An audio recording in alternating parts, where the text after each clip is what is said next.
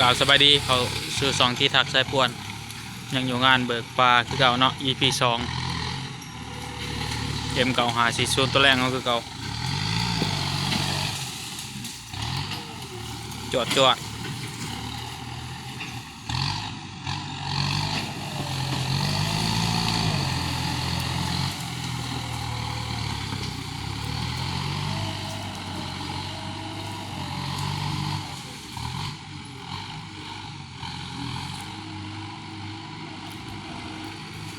มีแต่คือเอากู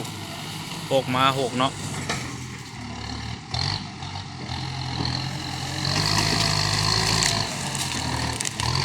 ดันเกียร์ให้หนึ่ง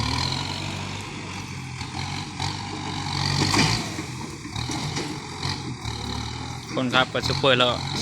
ยเนาะพอเขาเอง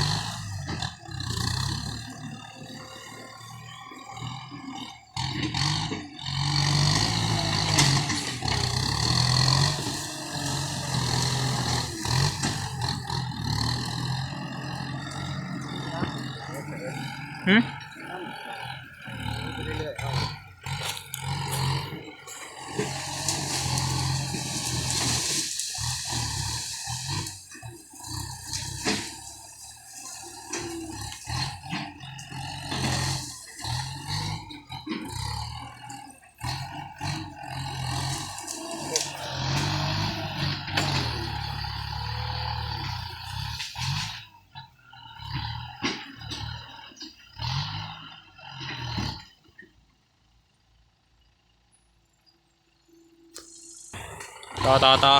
นี่ภาพนี้จำบทหย่อนแสง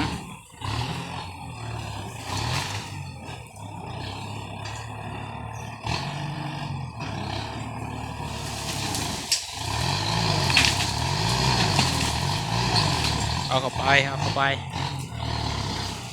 รถปีหนึ่งแต่คลิปปีหนึ่งที่แล้วเนาะครับรีวิวไว้เก่าเดือนนะเก่าเดือนปีหนึ่งนั่นแหละ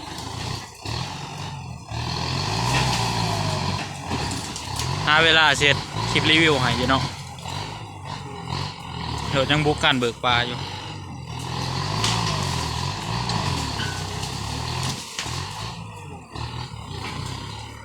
ฝากติดตามไปเรื่อยๆเลยคลิปชิลงดูเนาะดูให้ก็ได้เบิ่งน้ำกัน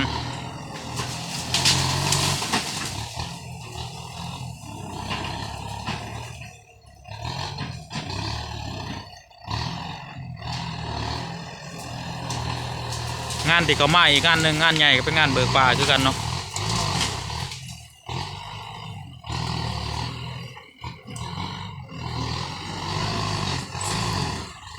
ส่วนร้ายมีแต่งานเบิกปลานั่นแหละ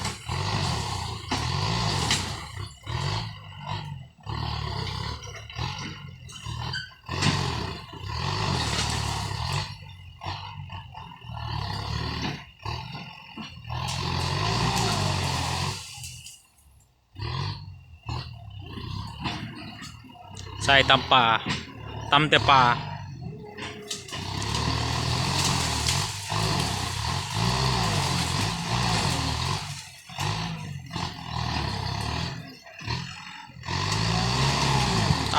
แลนไส้แล้วเนาะตรง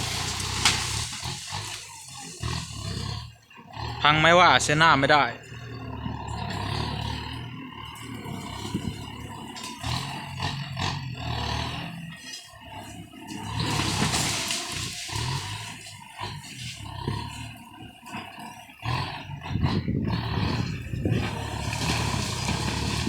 ดติดตามในไลน์เด้อเนาะเพราะได้มีเงินซื้อโทรศัพท์หน่วยใหม่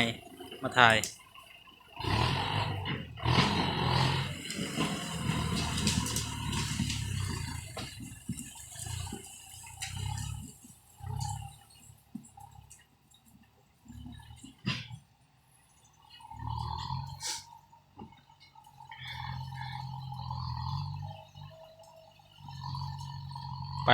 ไปแล้วลงไปพูดแล้วหางานเบิกตุ่มเป็นกองเนาะไอจะคล้องหน้าจูดบังตัวนี้ครับเป็นงานเบิกตุ่มเป็นงานเบิกแป้นกับอีกอย่างหนึ่งเนาะนี่ปลาตัวน่ะฮอตแดนแล้วเนาะฮอตเขตใกล้ชิแล้วแล้วยังอีกบ่หลายมื้อก็ปิดได้งานกระทรวงงานได้แล้วนี่จูมันแปลนได้เนาะหันก็เป็นนายหนาเฮา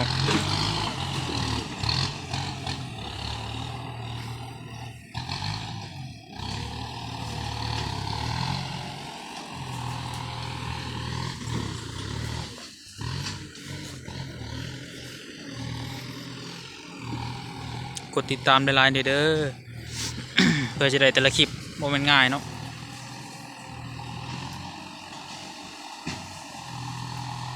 เขาเบิ่งในไลน์แน่กดไลค์เพื่อเป็นกำลังใจเพื่อได้เฮ็ดคลิปต่อไปเรื่อยๆให้ได้เบิ่งได้ชมกัน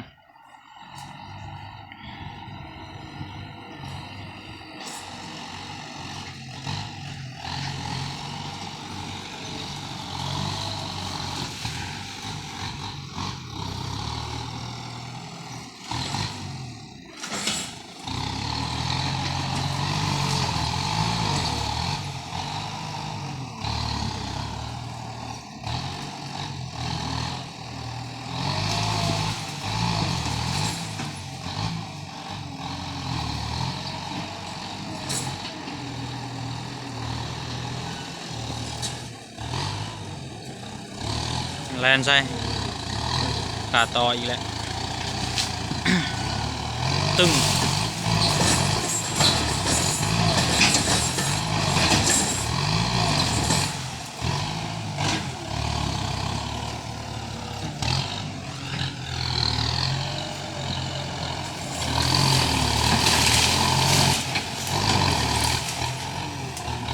โอ้ยหนาไปทางใดตามไปทางไหน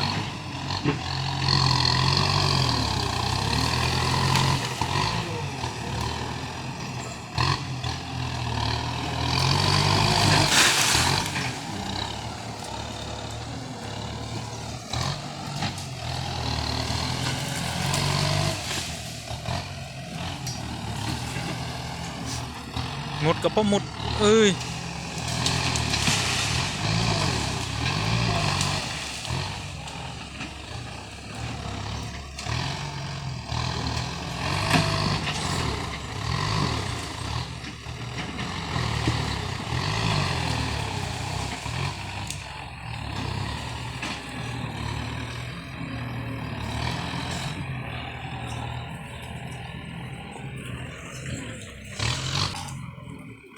ฮะ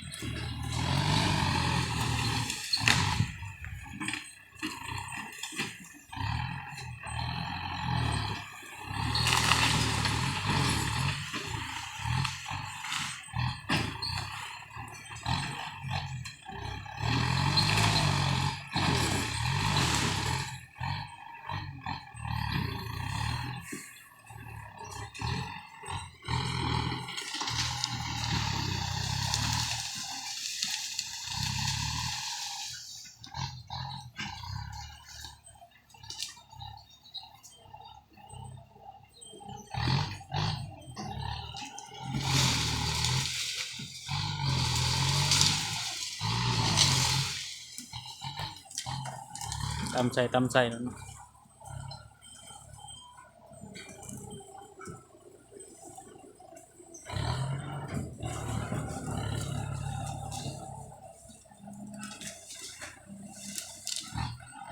ภาพอดิชันเด้อถ่ายจากโทรศัพท์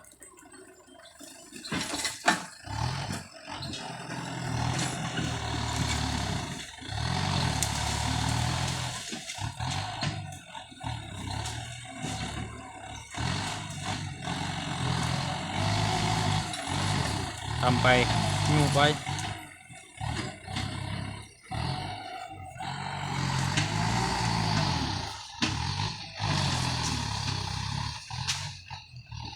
โอ้ต้นใหม่ก็ความสูงปุ๊บ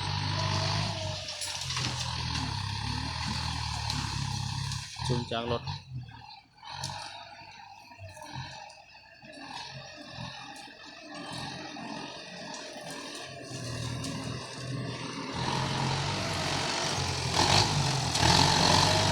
นั่นแหละมาเก็บ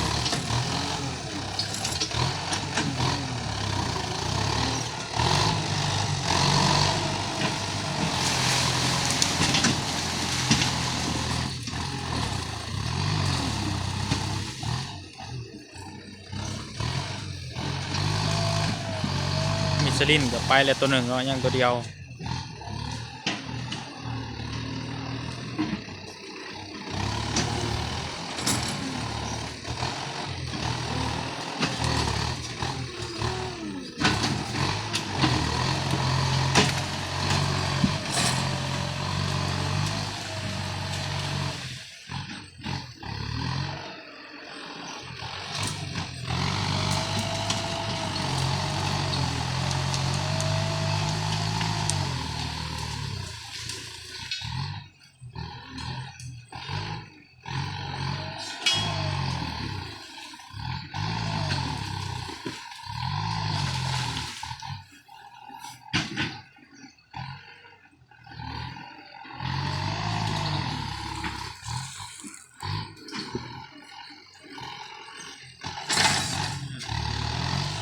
คลิปเราก็ยาวมาหลายปอนแล้วเนาะ